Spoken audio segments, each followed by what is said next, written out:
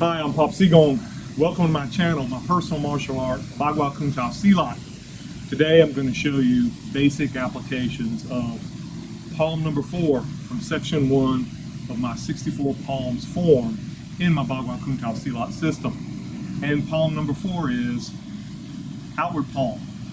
And it's actually this, what some people call like the waiter's block elbow and the outward stepping movement. Go to section 1 of my 64 palms video I previously showed, and you can see how to perform that with more fluidity in a combination. But also I'll show you once more. It's from here and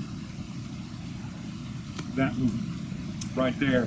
What do you do with that? Well, obviously it's part of an uncoiling movement and toward the end, where you're extending your skeletal frame, rotating your joints, using your tendons, ligaments, and musculature to project your weight, your center, and using your footwork to project force outward from the center of your body. Also in a protective way while protecting your organs. And you know you're doing it right when one of them is, you'll show it here, it can be a push. And you've seen it in some of the self-defense videos where you use it to articulate your skeleton to avoid someone trying to hold you, or to move around someone who's planted and trying to exert control of you, because you're using your entire body to manipulate your skeletal frame. And it's extremely difficult for someone, regardless of how strong they are, to just use their outer appendages to hold your entire body moving in a particular direction. But him holding this up, and you can see here, as a strike, you stay relaxed. You have to relax if you're going to strike with any rapidity and speed and explosiveness. And from here, it's outwards, just outward palm. So outward palm. You see the striking material. I'm stepping out, coiling out, and hitting here, back of my elbow. Not my funny bone. You hit that, you'll know for sure. But it's outward, an uncoiling of my body, and you can see it's pop.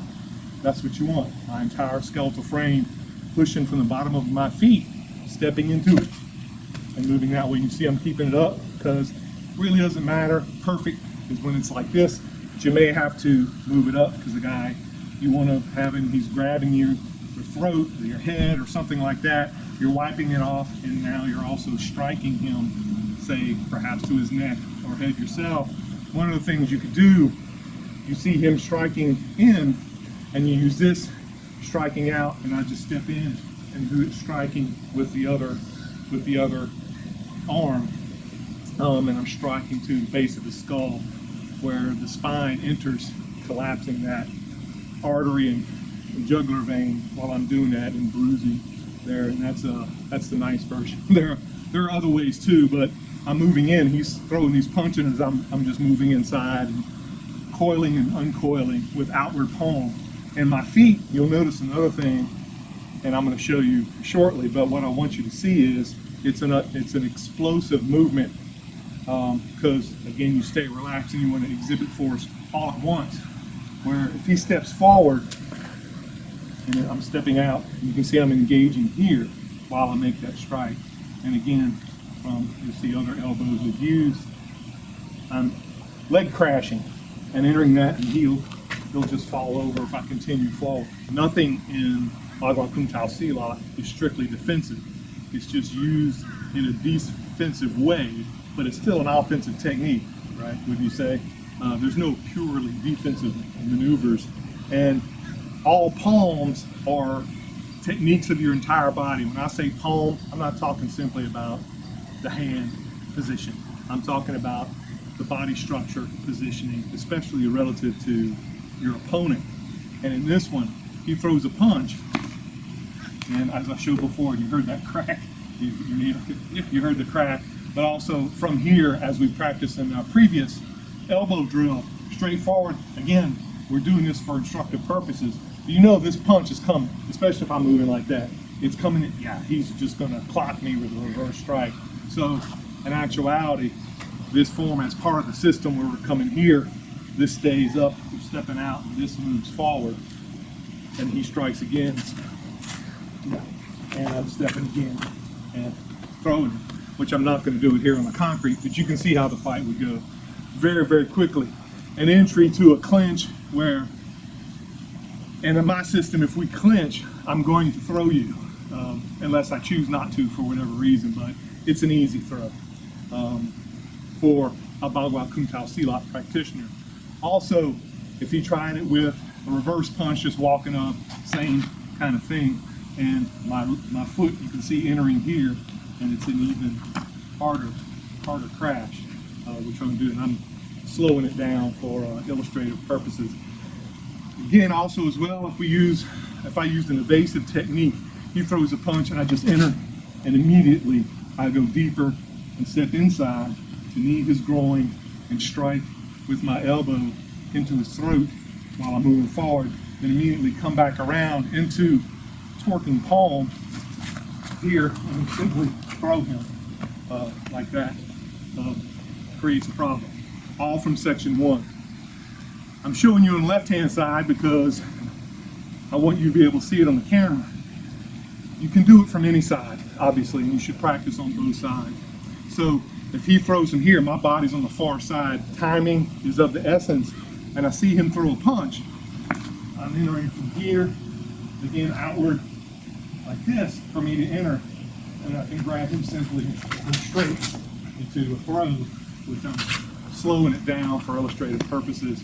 But this is outward coiling movement in a heavily structured way.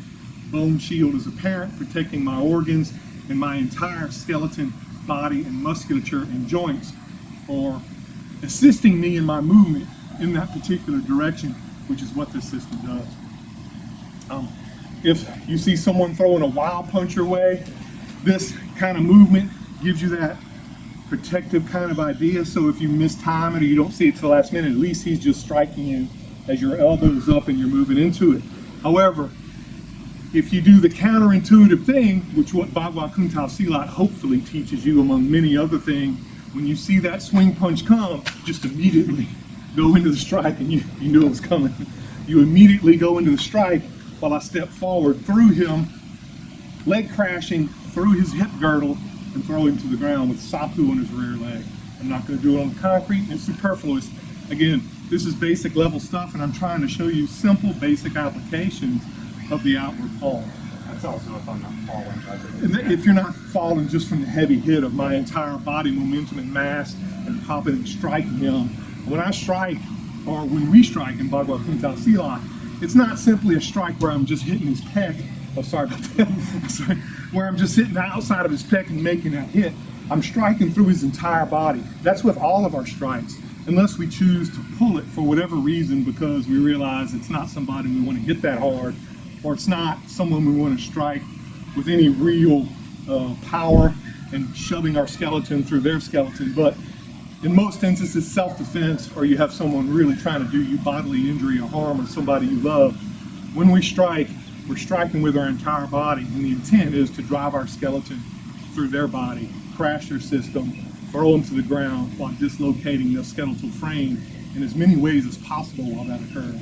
So this movement will definitely allow you to do that, as simple as it seems. So those wild swinging punches that you see people throw assist us. They help us with the throws. They also, people are usually, when they make them, not always, they're trained people, and those swings have a place. But most people, they're just wading in, they're mad at you, and they're throwing bombs to your head. And as long as you can maintain your composure and use what you've been practicing, maintain a joyous attitude, and simply take control of the situation and have fun, then it'll all work out. That's how you stay relaxed, and you realize typically it's not as serious as the other person thinks it to be, and you don't have to rain any type of lethal response to them. You just need to maintain a response that's a little bit greater than what they're bringing to the table, so you can control them and get away safely. As in all our techniques, the intent is to take control of our center when we make contact. The uncoiling with outward palm helps us do that, because with our positioning, we learn to collide our skeleton with his skeleton, use our momentum and path of force to hit him at an angle that throws him off balance and throws him down. That's with everything we do. That's what we attempt. And I have to pull it back because I don't want to constantly be throwing people down and spend most of our time picking somebody up off the ground. However, later on, once we get past this basic practice and you've perfected doing these techniques with a partner, and we're outside and not on the concrete, although I will soon be showing you throws and recoveries and falls and recoveries.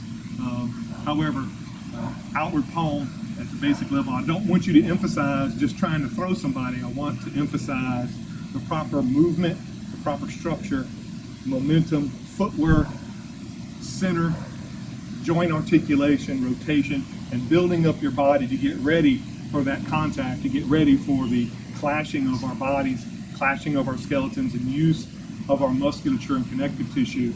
If you move too fast, too soon, all you're going to do is create injury, get discouraged, and you'll be unable to do these things. You have to try it in the front. Yeah, you don't use much musculature at all to throw somebody with this system when you're moving properly.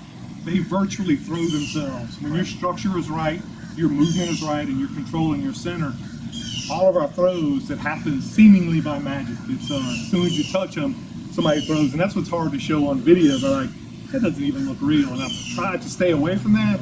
But as we move past the basic stuff into more intermediate type movements, what you'll see is the more magical looking type of throws, strikes, and entries, which seem to be like, I don't know that happening. Hopefully this gives you the basics and fundamentals where you understand exactly what's happening and you can do it yourself. Outward palm is a good one where you can see where that starts to happen, because it's not apparent really what's going on unless you have a partner and you're doing it to them. Another one, if he swings with a punch and I move to outward palm here, and you can see I'm clashing, and again I have this palm where I'm moving this way, so I strike horizontally and I'm just moving forward. Now of course he's going to try to change position, doesn't matter, and I immediately knock him down with leg crashing, and he goes down. You can see he's trying to pick me like a wrestler, and that wasn't going to work, because we're not standing still. We never stand still in Bagua Kuntao Silat. If you stand still, it's basically two people planting their feet, throwing bombs at each other, which what you even see highly skilled people do. That's not the smart way to fight at all, and that's not what we intend to do. I never intend to fight. What I intend to do is completely dominate my opponent and move on, where he can't injure me or anybody I care for anymore right now. So we don't stay still. I stay still to show you so you can see what we're doing, but in reality it's constant movement, and you'll see it soon when I start introducing you to sparring with our techniques, which won't be too many videos later. You're going to see always moving. Even we're standing still, we're shifting weight and we're going another direction. It's not simply standing there, or we're moving around and dancing like some people do, and then when they throw a punch, they plant and then throw bombs until the other person moves out of the way, or covers up, or bobs and weaves their way out and then runs off. That doesn't happen with the system. We're always moving. If I'm hitting you, I'm stepping. If I'm stepping, I'm trying to hit you, or at least give you the idea I'm trying to hit you, then I'm going to hit you later. You're always stepping. As soon as you stop, the other person now knows where you are and can react to it. The way this system works, you're never really sure where I am, because 1 second I was there, and the next I've stepped over there, or moved over here, or turned around there. My body center is always shifting and moving. That's one of the things that make this system so dangerous. So please like and subscribe, and thank you for watching palm number 4 of section 1, or outward palm.